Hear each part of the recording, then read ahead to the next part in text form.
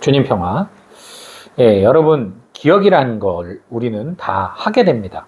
뇌가 있으면 다 기억을 해요. 인간의 뇌는 또 용적량이 커서 많은 걸 기억하죠. 심지어 알츠하이머 환자분들도 과거에 대한 기억을 갖고 있잖아요. 현재 기억은 자꾸만 잊어버리지만 기억은 세 가지 종류가 있어요. 감각 기억과 단기 기억과 장기 기억, 이렇게 세 가지 기억이 있는데요. 감각 기억은 뭐 여러분 쉽게 생각하시면 길을 가다 듣는 소리들, 뭐 사람들이 말을 하는 소리라던가 대화를 하는 소리라던가, 예를 들면 이제 저희 집 앞에 맨날 지나가는 아저씨가 있어요. 컴퓨터 삽니다 뭐 이렇게 하는 뭐 그거 있어요. 뭐 고장난 컴퓨터 삽니다 뭐 이런, 차에서 마이크 녹음해가지고 이렇게 다니는 분이 계세요. 그냥 그걸 들었어요. 그럼 그냥 컴퓨터 삽니다 그 소리를 듣고 잊어버리죠. 뭐 그게 나한테 중요한 일이 아니니까. 일종의 잡음이죠. 그래서 무의식적으로 듣고 잊어버려요. 얼마나 휘발이 빠른지 짧게는 0.3초에서 2초 사이 잊어버립니다. 붕어처럼 싹 잊어버리는 거예요.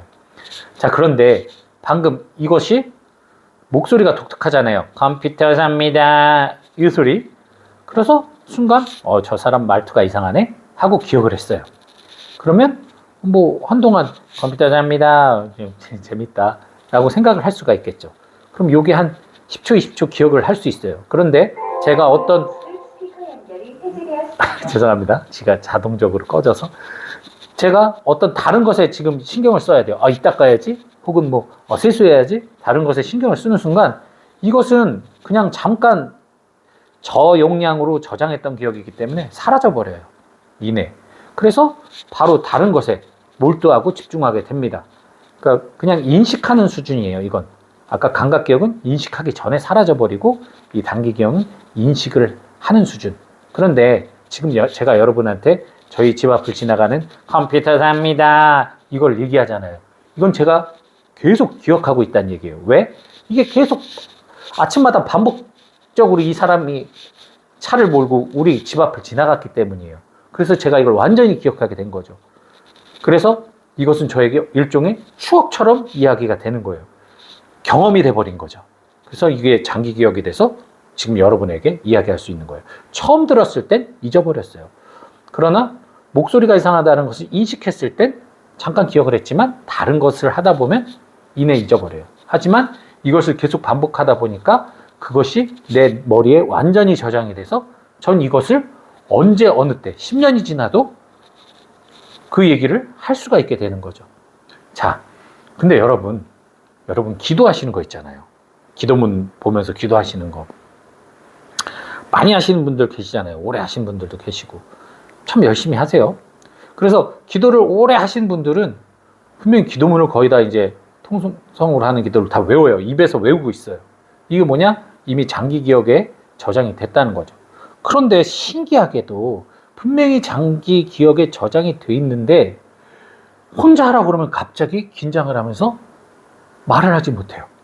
내가 그 기도문을 매일매일 그냥 입에 주문해오듯이 매일 바쳤는데 10년을 바치고 20년을 바쳐서 장기 기억이 되어 있는데도 불구하고 바치라고 그러면 갑자기 몸이 굳으면서 머리가 멍해지면서 떠오르지가 않아요, 기도문이. 그러신 경험 있으시죠? 저도 있어요. 성밀도를 매일 바치는데도 불구하고 갑자기 성밀도를 혼자 딱 그냥 하라고 그러면 안 보면 갑자기 생각이 안 나는 거예요. 네, 이럴 때가 있어요. 두 가지 이유가 있습니다. 첫 번째는 기억을 하고 있는데 긴장과 동시에 인출이 안 되는 거예요. 인출이. 나의 긴장이 뇌 어딘가를 자극해서 자동적으로 인출할 수 있는 그 기능을 막아버리는 거예요. 그래서 머릿속에선 맴도는데 입으로 나오지 않는 경우가 있어요. 이건 대부분의 암기하신 분들, 시험 공부하신 분들이 경험하는 거죠. 분명히 내가 외웠고 표현할 수 있는데 이렇게 구두 시험을 보는데 분명히 머릿속엔 다 있는데 말이 안 나와. 막 섞이면서. 이럴 때가 이제 긴장으로 인한 인출의 문제가 있는 거고요. 두 번째가 있어요. 이게 지금 문제가 있는 거예요. 제가 말씀드리고자 하는 게. 읽기는 열심히 읽었는데 이것을 내가 인식하지도, 혹은 이것을 나의 경험 세계로 축적하지도 않고 그저 마치 감각기억처럼 보고 듣고 하는 그냥 무의식적인 눈의 읽음으로 여기면 그것이 나에게 새겨지지가 않아요. 100번 읽고 1000번 읽어도 새겨지지가 않아요. 그냥 읽는 것에서 끝이기 때문에. 즉, 거기에서 내가 어떠한 감각적, 정서적 체험이 없으면 그저 해야만 하는 의무로 글을 읽으면 기억을 할 수 없다라는 얘기예요. 그래서 떠오르지가 않는 거죠. 또 한 가지. 이 무의식적으로 하다 보면 나의 은율에 맞춰서 기도하게 돼요. 예를 들어서 뭐 주님의 기도를 할 때 하늘에 계신 우리 아버지, 아버지의 이름이 거룩히 빛나시며 이렇게 자연스럽게 뭐 어떤 사람은 빨리 할 수도 있겠죠.